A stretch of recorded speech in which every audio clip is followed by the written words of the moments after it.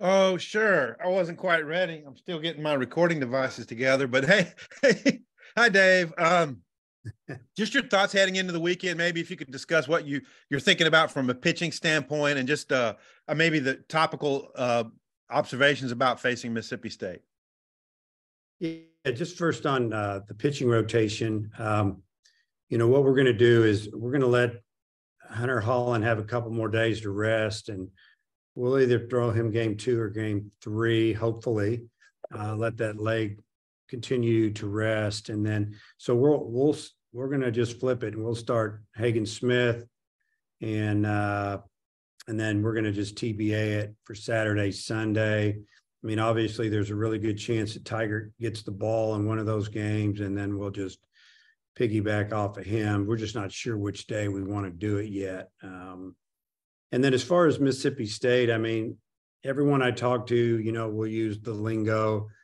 They're better than their record. They're a dangerous team, so I think that is probably due to, things that maybe haven't gone their way. They can really hit. And then you throw in the fact that each team has 9 games left, and, they got to get some wins. But I've tried to teach these guys since they walked in the door that they all count the same. They all mean the same. Win's a win, a loss is a loss when the season's over, as far as regular season. And we're just going to go down there and do everything we can to win the first game and go from there. Okay, and just for Hagen, how prepared do you think he is to jump back in there and be ready to go and try to give you 5 or 6 or more? Yeah, he needs to give us at least that many more. He's known for a week that he's going to do this, so he's had plenty of time to prepare. He's been preparing anyway with his bullpens throughout the season. I think he's looking forward to going out there and starting the game. Okay, thanks. Andrew Ellis. Yeah, Coach, offensively, it seems like each week you have 1 or 2 guys that are hot and then a couple who might not be as hot. Do you think that you guys are due possibly for a week where it just kind of all comes together offensively? Yeah, hitting, it's so hard. Pitching's so good in the league, stuff's so good. It's hard to really get them all rolling. But if you can get 4 or 5 guys in your lineup that have a good weekend, man, you'll be tough to beat, because runs are hard to get. Now, you never know when you're going to break loose and just have that weekend where it gels and you got 6 guys that are getting after it. Just everything's going their way. They're confident, seeing the ball good. But I know that I don't know if it's going to happen. I know that we would love it. This would be a great weekend with just all that's gone on, with the injuries and, just example, Stovall probably will not play this weekend. I don't even think I'm going to put him on the roster. I'm going to let him rest that shoulder another 5 or 6 days. He's not ready yet. So, you're going to have either Holt in there or possibly Cole. So we got to have some guys pick it up. And then just with your bullpen, Gage Wood's emergence, how much has that led into the decision to have Hagen start again? Do you feel a lot better about that group of guys who could close the games like Wood? Yeah, I mean, Wood's been real consistent, really, his last probably 4 or 5 outings. I think he kind of likes that role, finishing the game, coming in and, getting maybe 6 outs or so.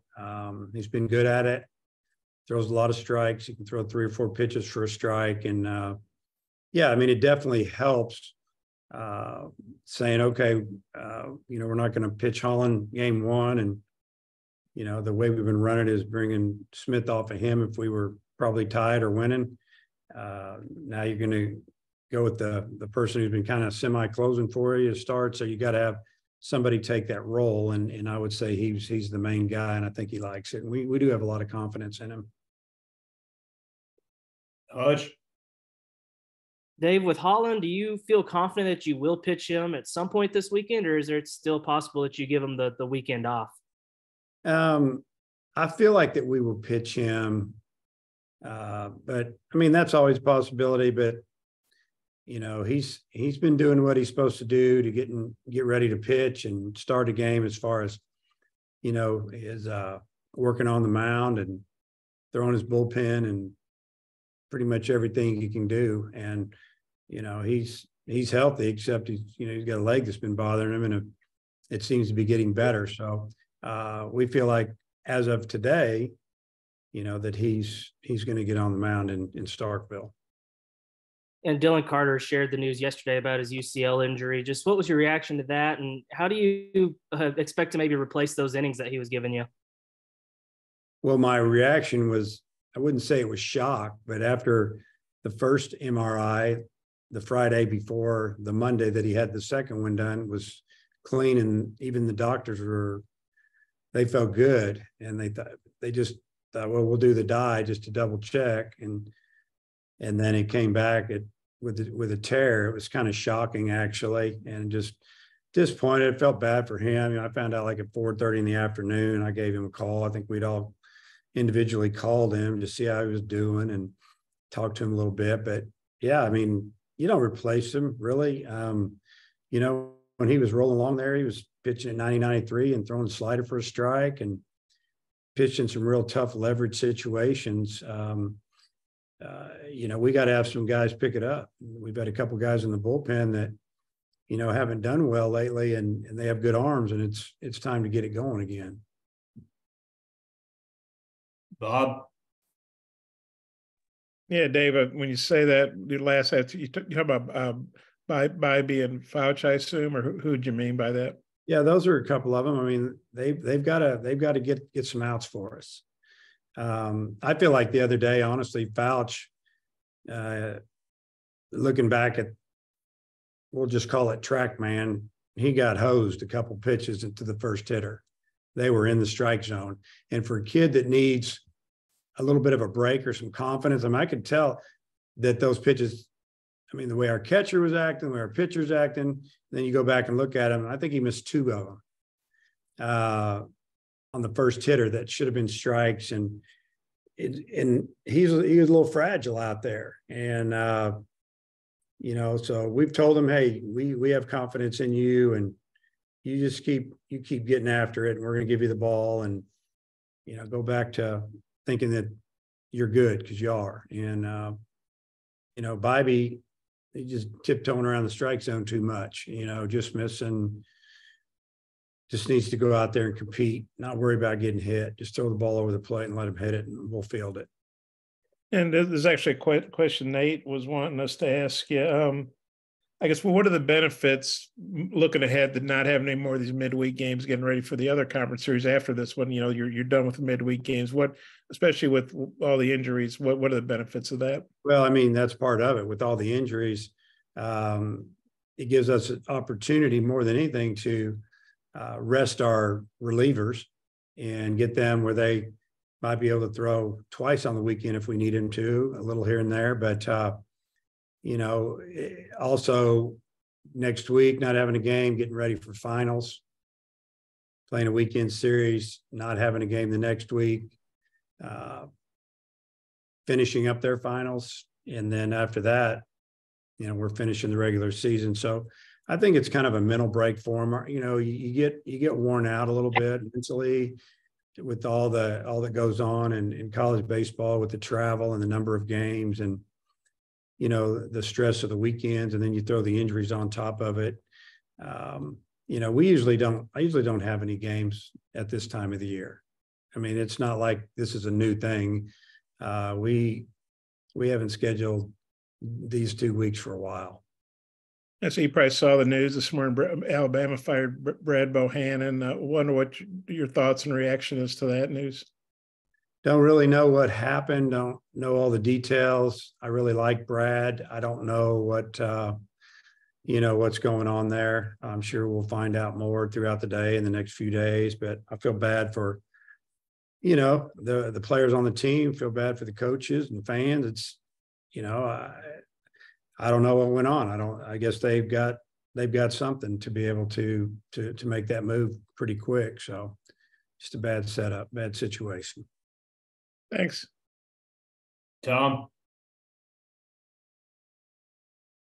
Speaking of firings, Chris Lemonis let go their pitching coach, Foxhall, this week. And I don't know if directly relates to how things might change, but any thoughts on maybe their pitchers being a little more rejuvenated or whatever from that? I have no idea how that'll affect the team. I mean, you have to be in that locker room to know that. I don't know if, if the players are upset about it or happy about it or a little bit of both. I mean, you just never know. And I'm sure they'll try to rally the troops, and they know what's up against them, and just try to, try to get some wins. I mean, that's the situation we're all in, but the teams that, are down there heading 9 games left, you got 5, 6, 7 wins, they're all fighting to get into the SEC tournament. Not the NCAA tournament yet, but so they want to have a chance to get to that tournament. Those teams they're gonna fight you pretty good, and we know that. Okay, thanks. Fouch. Yeah, Dave. I know some of them are bad luck, like Wagner breaking his thumb, sliding into the bag, and stuff like that. But with so many significant and even lingering injuries this year, have you been able to figure out a common thread or reason behind so many injuries this year more than years past? I just think it's just kind of the luck of the draw. I mean, it's the same schedule, same just about everything, honestly. And, the injuries are, you look at it, for the most part, it's been older pitchers. Guys have thrown a lot. I mean, big time summer ball last summer for Dylan, then fall ball. And it starts to add up, I would say just about every pitcher that's been playing ball and is a guy that pitches a lot. The elbow injury is just around the corner. I mean, it's just a matter of time. I mean, did you guys know Hagen Smith had Tommy John when he was a junior in high school? I mean, you look in the big leagues too. It's the same way. The other injuries are just, on the position players, they're just injuries that happen, hamstrings and sore shoulders, tendonitis. It's the way it is.